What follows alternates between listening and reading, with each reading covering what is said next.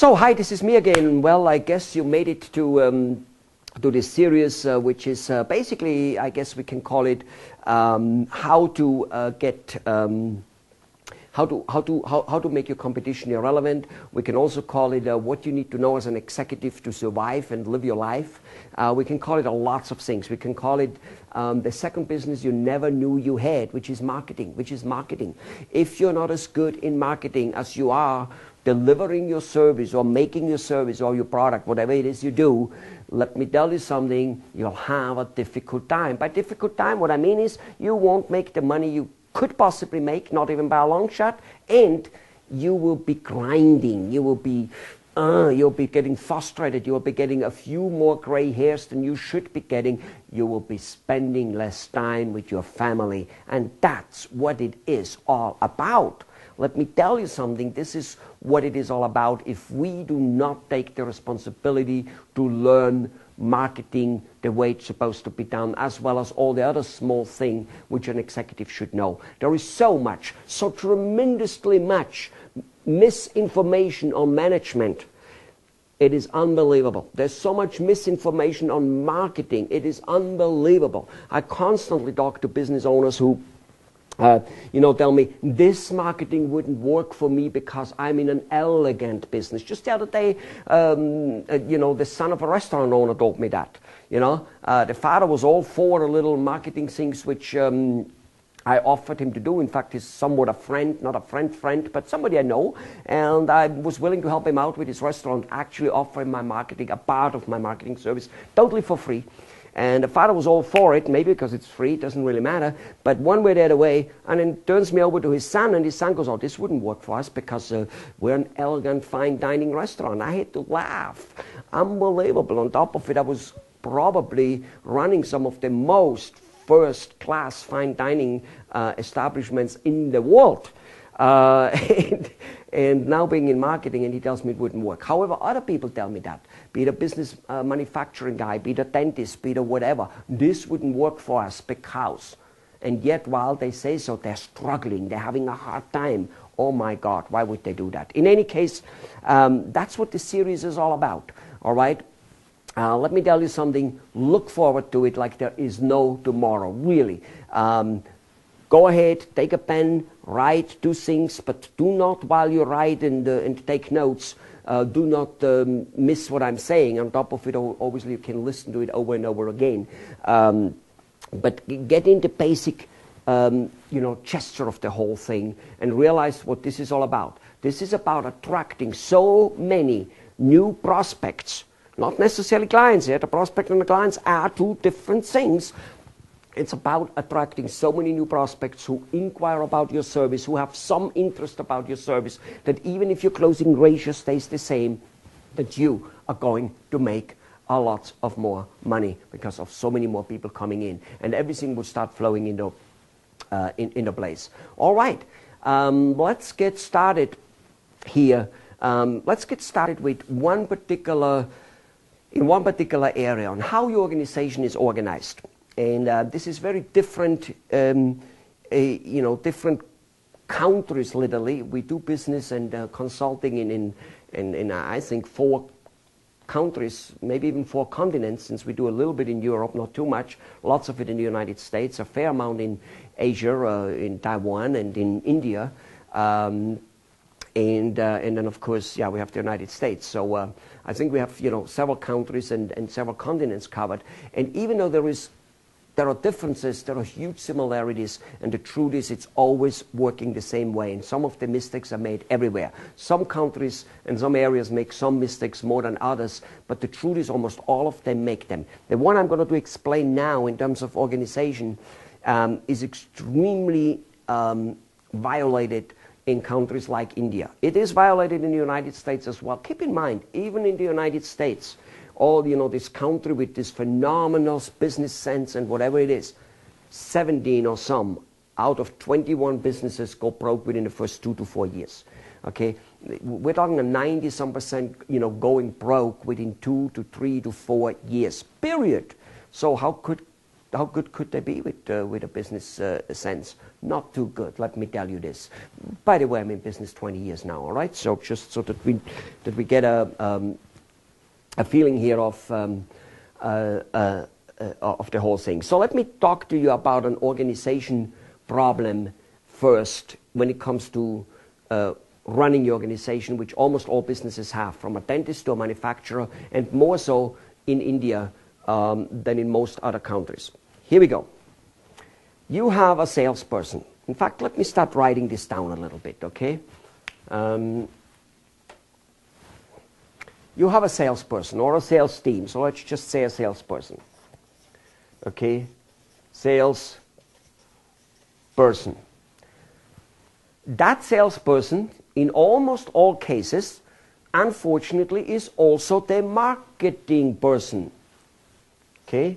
He is the marketing person. Now, what's the problem there? The problem is that marketing is a huge department to a degree that it should be a business in order, a separate business in order to get in the people to be interested only. Marketing is there to interest people, to say, what do you have? Oh, I see. This is what you have. Interesting. Well, how could that fit me, maybe? That's what marketing does. Sales is enlightening and telling the person enough of the benefits of the product, not of the features, which is a whole different topic in sales, so that the person goes, I think I want that. I think I need it. Good.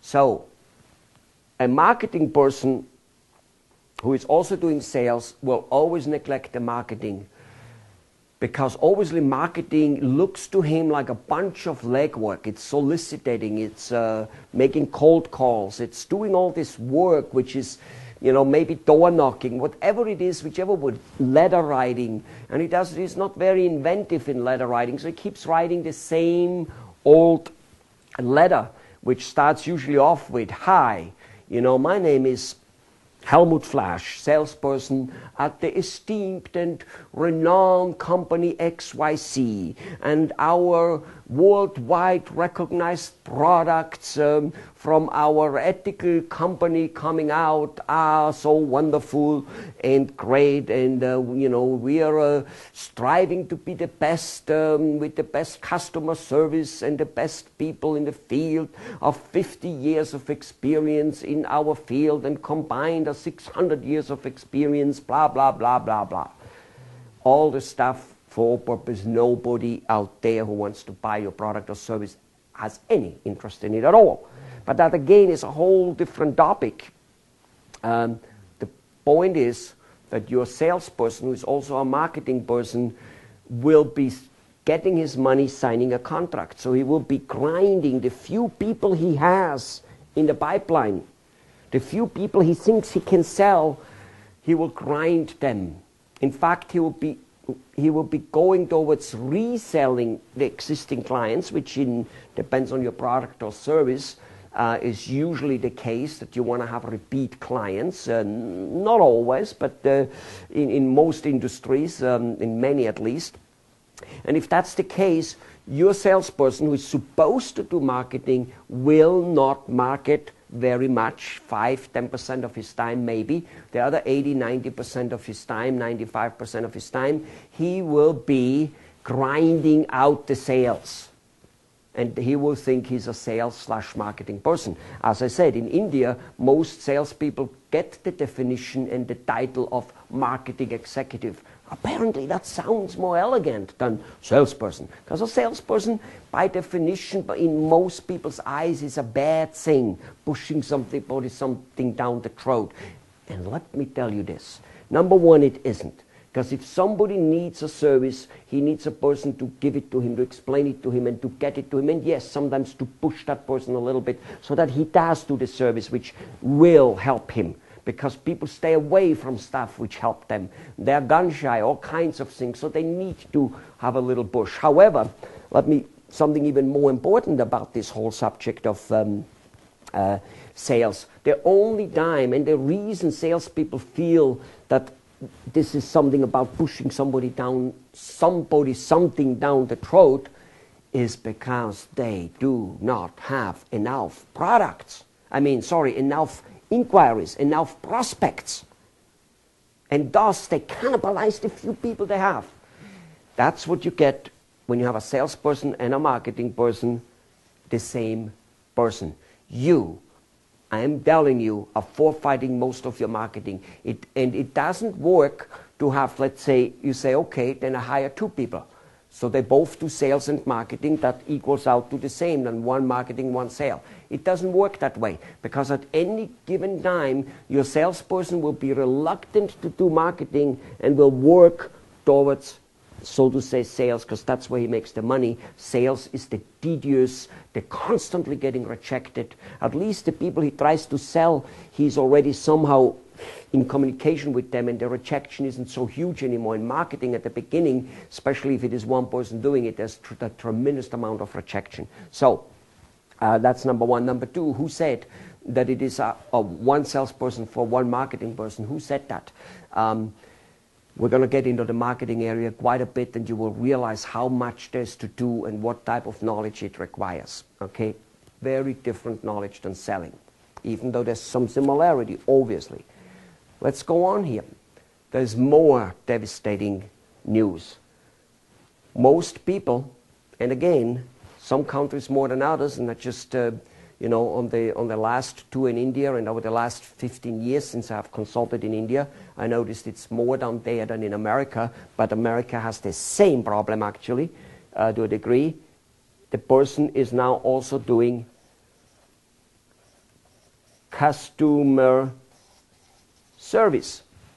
It makes a lot of sense to the business owner that the person who sold the guy keeps servicing him. Oh my God. Again, people don't like rejection. In sales, you get rejection, more so in marketing. Customer service, you don't get so much rejection anymore.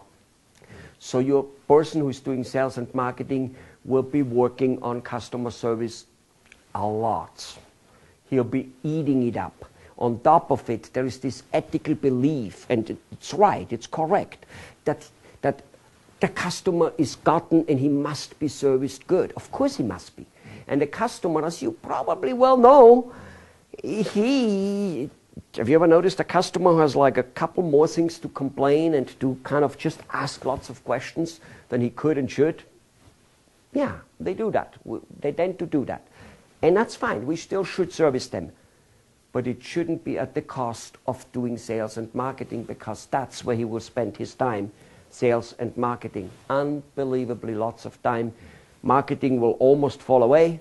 Sales will become weak.